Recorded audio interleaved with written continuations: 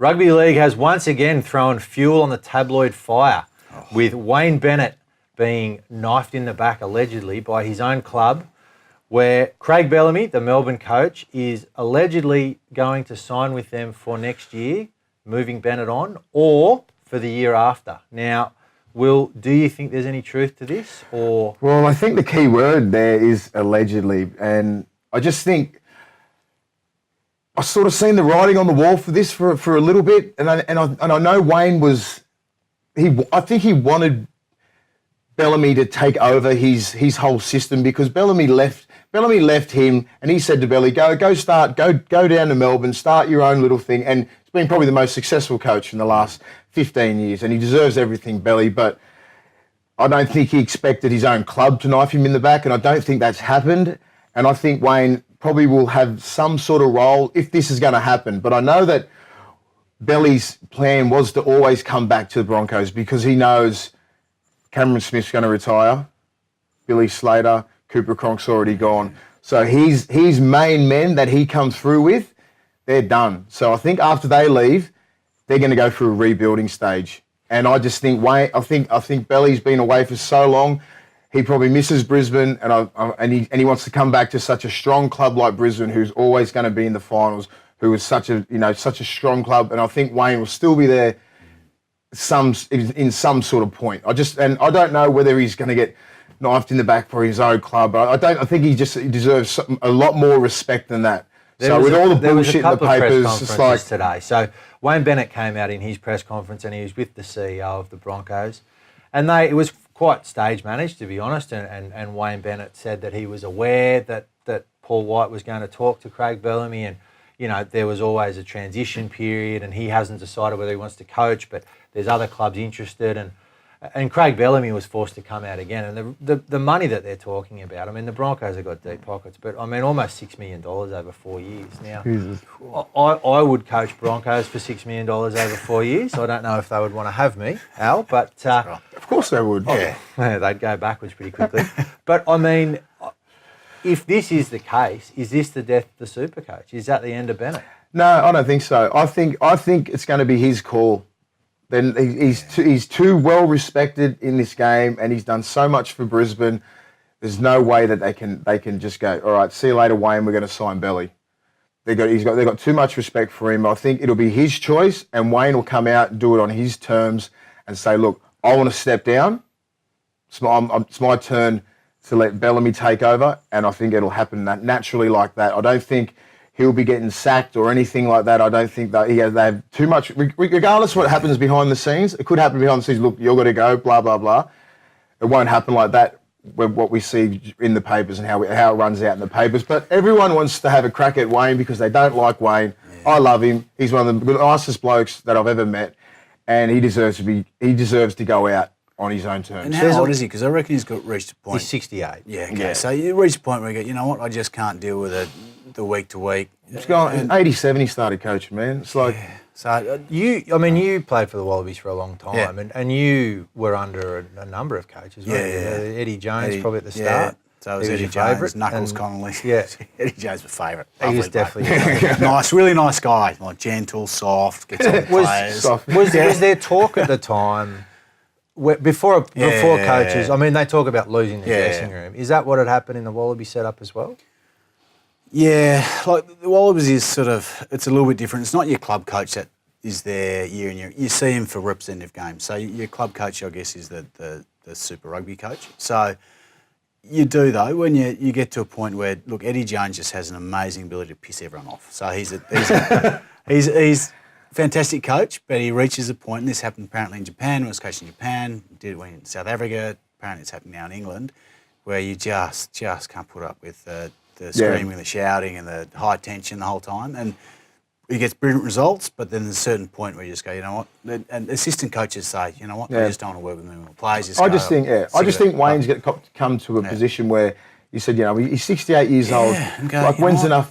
That's right. You know, he might jag a premiership either this year or next year. He's won 7. They won't be winning the competition. Yeah, I know that, but I'm just saying, like, he can go out on his own terms. Yeah. He'll be like a coach's director. He can still be involved in the game somehow if he wants to be. Yeah. Or if not, just go out and just sail into the sunset, Wayne, Wayne and Bennet, just do whatever you want. Wherever Wayne Bennet has been, Wayne Bennet has pulled the reins of whatever club he's at. When he was at the Broncos for however many years, he pulled the reins. When he was at St George, he pulled the reins. That's sort of the thing that Wayne Bennet does. This is the fact that this has come out where he was aware, he's not aware. I just think he must have lost a little bit of control up there. Well, this is the thing. I mean, it happened at Newcastle. He didn't have full control. That's why he left. Yeah. He's the sort of player. He's the sort of coach that has to have. He signed you. Yeah, he has to have full control of everything, and that's the way the club is successful. And if you want to go behind his back and do all these little things, he'll find out. Next minute you'll be on your arse. You'll be out of the club. So I'm pretty sure there's people sort of stabbing in the back up there for about 6 or 7 months trying to get rid of him, because I've been hearing all these sort of rumours. And you know what? I wouldn't be surprised if they do make the 8 and they do come up with something good, because I know they looked ordinary sometimes this year, but they've beaten some teams this year and they seem to be hanging around. And if shit like this, and if Wayne gets the Broncos up, mate, I wouldn't be surprised if he pulls a miracle off again. I just wouldn't count this bloke out. He's got this ability to get average players that just the best form out of them. Yeah.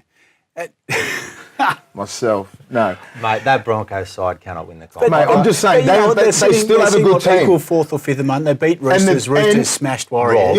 And we're talking about them having a terrible year. Yeah. And they're sitting 4th or 5th. Yeah. You know what I mean? So that they keep, everyone goes, oh, they're awful. They come out, they beat the Roosters. Yeah. Oh, they're awful. They come out and beat the Warriors. Yeah. Oh, they're awful. They come out and beat North Queensland. So they've got it in them. They just need to gel together. Yeah. And I'm pretty sure this might be it. Galvanise them. It might galvanise the hell out of them. You know, when you sack a coach, it usually means you're going to win at least a few games. Usually, so, yeah. Mate, and you can't blame Belly. If he's getting 6 mil, and he deserves every single cent he gets. Yeah. And if Wayne can do what he wants, he can. He's done everything in the game. He deserves to go out in his own terms, and I think he will.